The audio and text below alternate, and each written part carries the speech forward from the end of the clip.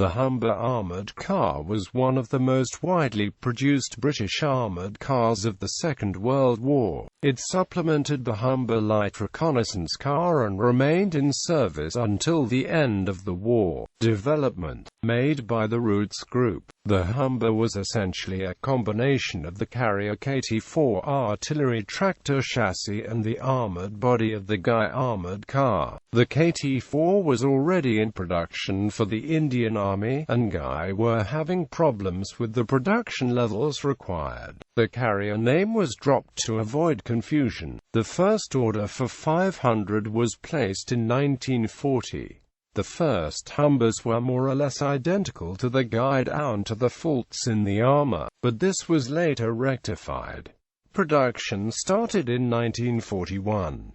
The Mark III improved upon the Mark II by providing a three-man turret. Mark III production ended in 1942 after 1,650 had been built. With a possible replacement, the two-pounder armed Coventry armored car on its way, the Mark IV was designed. This put the US 37mm gun in the turret, but at the cost of one crewman. The Coventry was not ordered as a replacement, and so production of Mark IV continued for a total of 2,000, despite its flaws. Service history. The vehicle was used in the North African campaign from late 1941 by the 11th Hussars and other units. It was also widely used in the European theatre by reconnaissance regiments of British and Canadian infantry divisions. A few vehicles were used for patrol duty along the Iran supply route. A British Indian Army armoured car regiment, partly equipped with Humbers, served in the reconquest of Burma. After the Second World War, the Humber was employed by Egypt in 1948–49 as well as by Burma, Ceylon, Cyprus, Denmark, India, Mexico, the Netherlands and Portugal. The Humber Armoured Car was used in Burma campaign by the 16th Light Cavalry, an Indian Armoured Car regiment, which formed part of 14th Army troops. After independence, an Indian Army regiment,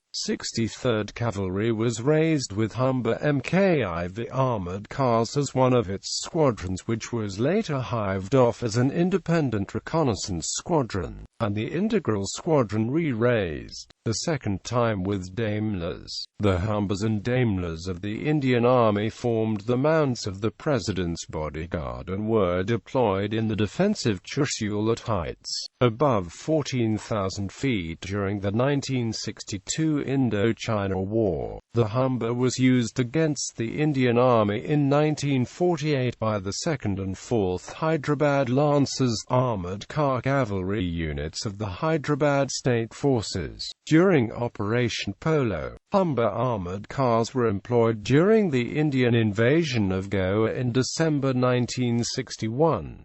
These vehicles equipped the four reconnaissance squadrons of the Portuguese garrison in Goa. The Portuguese Humbers engaged the invading Indian forces in the brief fights that occurred in the border villages of Doromagogo, Malinquem and Palem, and in the break through the Indian troops surrounding the Portuguese forces in Mapusa. Survivors. Several static and operational cars are distributed through North America and Europe. There is a MKI on display at the Tank Museum, Bovington. Variants. Mark I original version, based on the Guy armoured car body. Armed with one 15mm and one 7.92mm caliber BES machine guns. Three-man crew, driver, gunner, commander.